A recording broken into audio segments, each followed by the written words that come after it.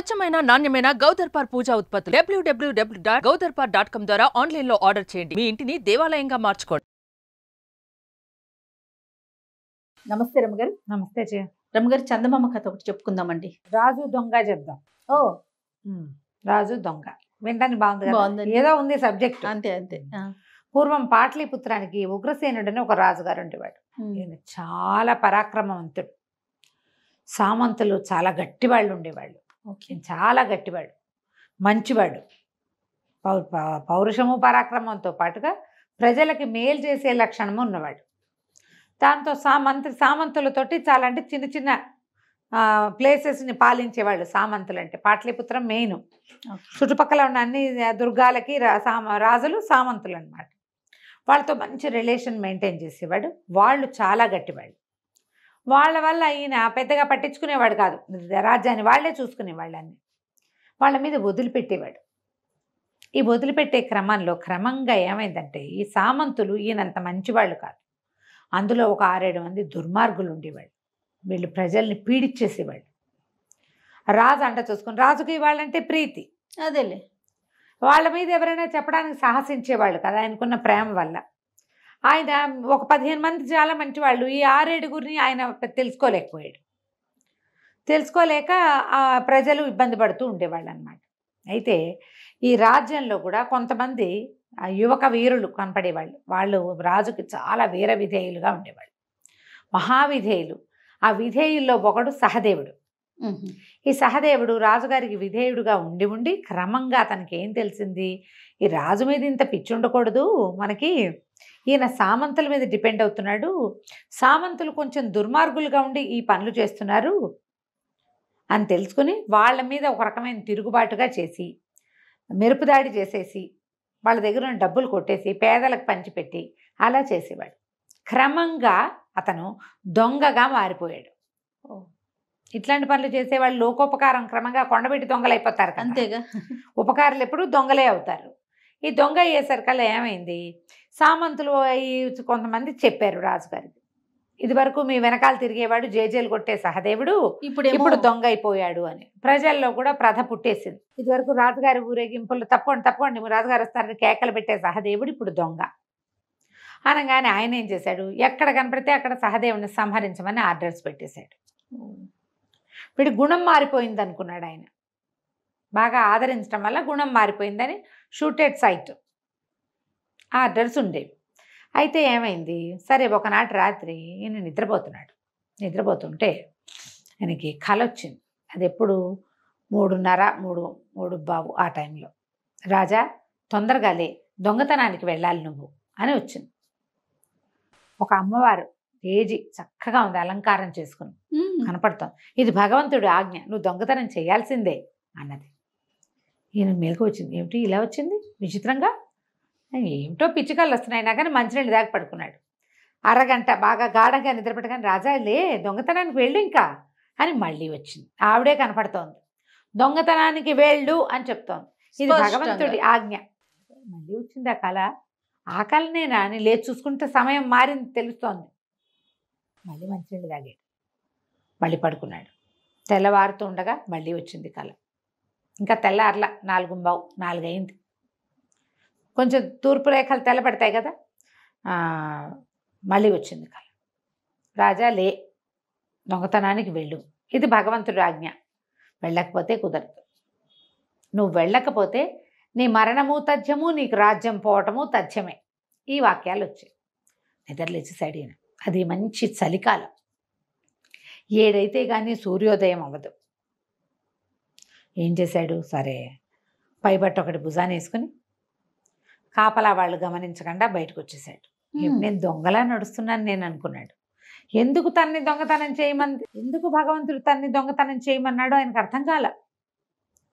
కానీ ఏం దొంగతనం చేయాలి, నేనేం చేయాలి? సరే ఏం చేశాడట, నడుస్తూ వెళ్ళాడు. మంచి దట్టమైన చీకటి, చలి. ఈయన గట్టిగా భుజాల చుట్టూతా ఒక శాల్వా లాంటిది వేసేసుకున్నాడు. ఒక పై బట్ట ఉంది కదా, దానిట తలకు చుట్టుకున్నాడు. తనెవరో గుర్తుపట్టకుండా నడవటం మొదలుపెట్టాడు. నడుస్తూ ఉంటే ఒక చిన్న ఎలా ఉందంటే, ఈ వీళ్ళ ప్రాంతం ఏంది కోట, ఒక మాదిరి అడవిగా ఉండి అక్కడి నుంచి ఊరు మొదలవుతుంది. ఆ అడవిని దాటుతూ ఉండగా ఈయనకి గుర్రం మీద ఒక మనిషి కనపడ్డాడు. ఎవరు నువ్వు అంటే ఎవరు నువ్వు అని అనుకున్నారు. అనుకుంటే రాజు అన్నాడు, ఈ సమయంలో నువ్వు ఎందుకు వెళ్తున్నావు, ఎక్కడికి వెళ్తున్నావు? ధైర్యస్తుడు అయితే నాతో తలపడు. రాజుగారికి వరలో ఖడ్గం కూడా ఉంది. వాడు కత్తి తీశాడు, ఈయన కత్తి తీశాడు. ఇద్దరు చెడామడా పోరాడారు. పోరాడిన తర్వాత సహదేవుడు కాస్త ఆ రెండో వాడు కాస్త ఓడిపోయాడు. ఓడిపోయి చంపి నన్ను నీ చేతిలో ఓడిపోయాను నేను అన్నాడు. అనేసరికల్లా ఈయనన్నాడు, నిన్ను చంపడానికి ఫైట్ చేయలేదు, ఎదురుపడ్డవాడితో యుద్ధం చేయాలన్నది నియమం కాబట్టి చేశాను. నీ పేరేమిటి, నువ్వెవరంటే నా పేరు సహదేవుడు అన్నాడు. అనగానే ఈయన ఆశ్చర్యపోయాడు. వీడేనా సహదేవుడు? ఈ సమయంలో వీడు ఎక్కడికి వెళ్తున్నాడు అంటే ఎక్కడికి వెళ్తున్నావు అన్నాడు.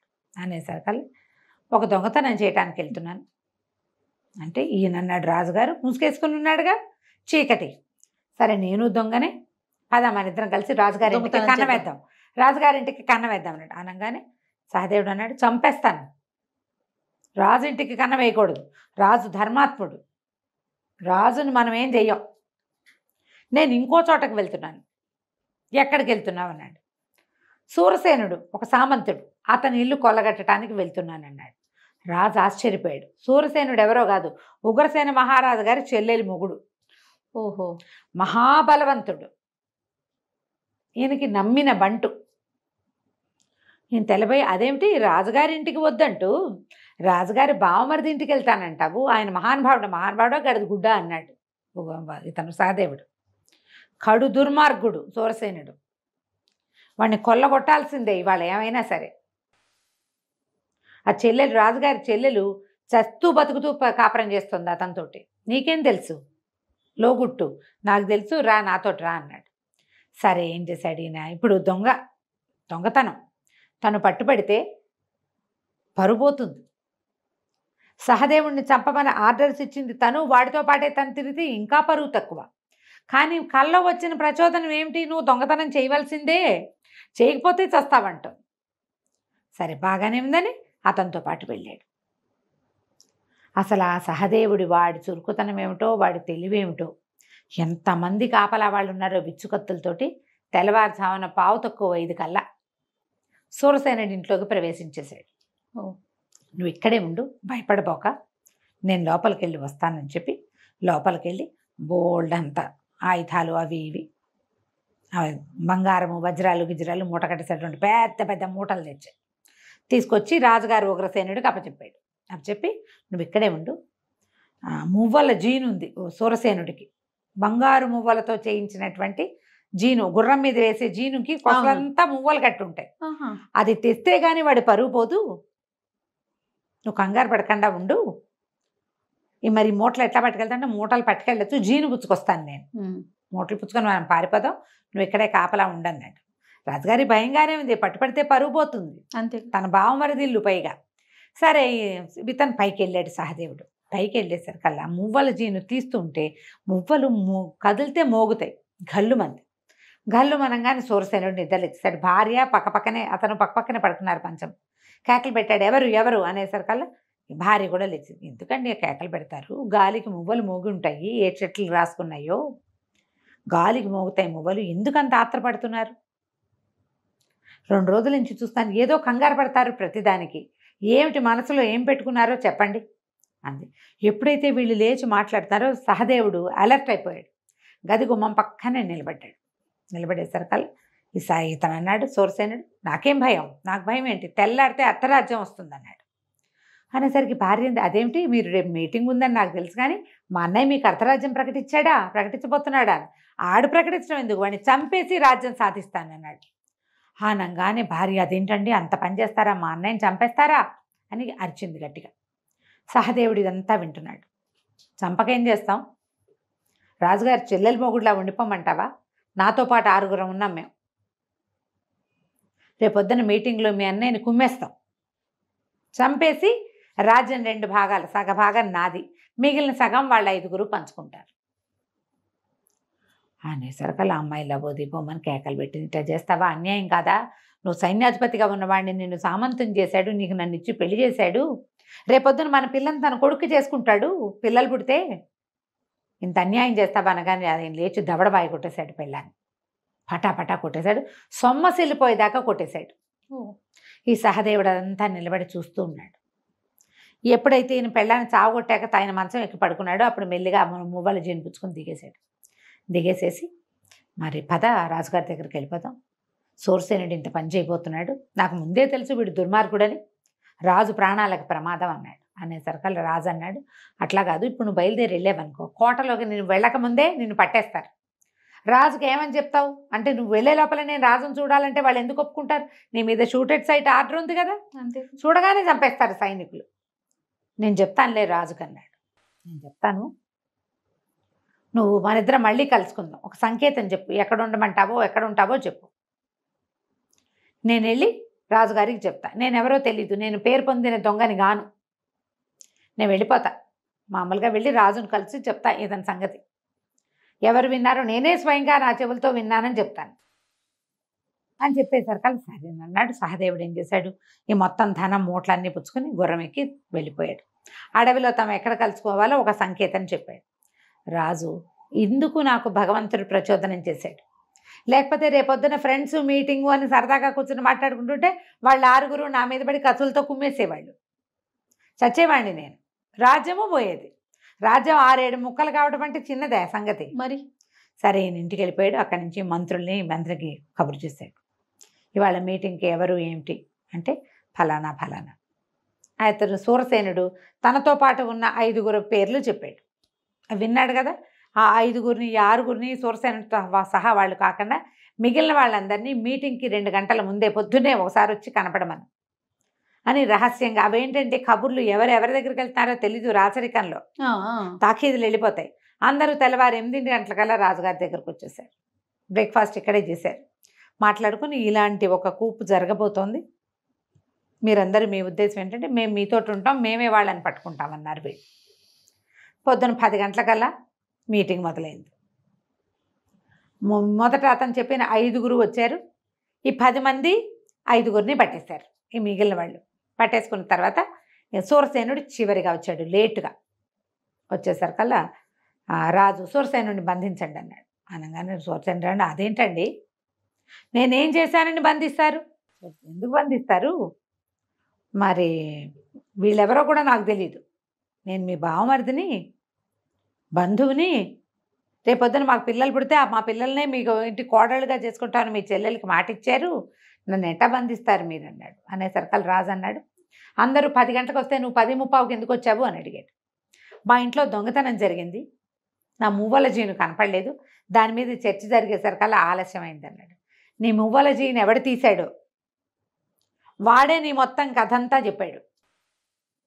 అంటే రాజు అన్నాడు, అయితే నాతో యుద్ధం చేయండి, అప్పుడే నేను గెలిస్తేనే అన్నాడు. అనేసరికల్లా ఈయన అట్లా కాదని ఓ సైనికుడిని పిలిచాడు. అడవిలో ఫలానా ఒక సంకేతం దగ్గర సహదేవుడు అని ఒక అతను ఉంటాడు, రాజు రమ్మంటున్నాడని పిలుచుకురా అని కబురు చేశాడు. వీడు సైనికుడు గుర్రం వేసుకుని వెళ్ళాడు. సూరసేనుడిని బంధించి ఉంచారు పక్కన. సైనికుడు వెళ్ళి సహదేవుడిని పిలుచుకొచ్చాడు. సహదేవుడికి భయం వేసింది, రాజు దగ్గరికి వెళ్ళాక ఏమవుతుందో, మన స్నేహితుడిని పట్టేశారేమో పాపం, ఒక్క పూట దొంగతనం చేయడానికి వచ్చి ఇలా దొరికిపోయాడు, ఆ సూరసేనుడు ఏం మాయ చేశాడు, ఇవన్నీ ఆలోచించుకుని వచ్చాడు. వచ్చేసరికల్లా రాజుగారిని చూసేసరికి ఆశ్చర్యపోయాడు. రాత్రి చూసిన ఆయన్ని గుర్తుపట్టాడు. నువ్వు మన ఇద్దరం కలిసి నాకు దొంగతనం నేర్పించావు, నువ్వు నా గురువువి, నాకు ఒక సహాయం చేయాలి నువ్వు అన్నాడు. నువ్వు నా ప్రాణదాతవి, నిన్న రాత్రి ఫైట్లో నువ్వు నన్ను చంపేసి ఉండొచ్చు, చంపకుండా వదిలేసావు, నువ్వు ఏం చెప్తే అది చేస్తానన్నాడు. రాజు ఏం చెప్తే అది చేస్తానంటే ఈ దుర్మార్గుడితో ద్వంద్వ యుద్ధం చెయ్యి, వీడిని సంహరించి రాజ్యానికి మేలు చేయమన్నాడు. సహదేవుడికి ఎప్పటి నుంచో సూరసేనుడు అంటే మంట, పైగా అతను రాజ్యం మీద అతను చేస్తున్న కుట్ర వల్ల ఇద్దరు కలిసి ద్వంద్వ యుద్ధం చేశారు, సూరసేనుడిని సంహరించారు. తర్వాత రాజుగారు సూరసేనుడి దీంట్లో కోటకి సహదేవుడినే రాజుని చేశాడు, సామంతుడిని చేసుకున్నాడు, ప్రజలకి తెలియజేశాడు. ఇతను దొంగగా మారడానికి కారణం ఏంటంటే రాజు మీద అవజ్ఞ కాదు, సామంతుల మీద కోపంతో. ఏ సామంతులతోటైతే వీళ్ళకి ప్రాబ్లం ఉందో రాజ్యానికి 6 పట్టేశారు. ఒకేసారి సెట్ అయిపోయింది కదా, మొత్తం అంతా సెట్టింగ్ పూర్తయిపోయింది. ఆ తర్వాత సహదేవుడు ఎంతో కాలం రాజుగారికి పక్కనే ఉండి ఆయనకి ఎన్నో రకాల సహాయాలు చేసేవాడు. రాజ్యాన్ని సుభిక్షంగా పరిపాలించారు. కథ కంచికి మనం ఇంటికి. పెద్ద కథ అయినా కొంచెం బాగుంది. బాగుంది.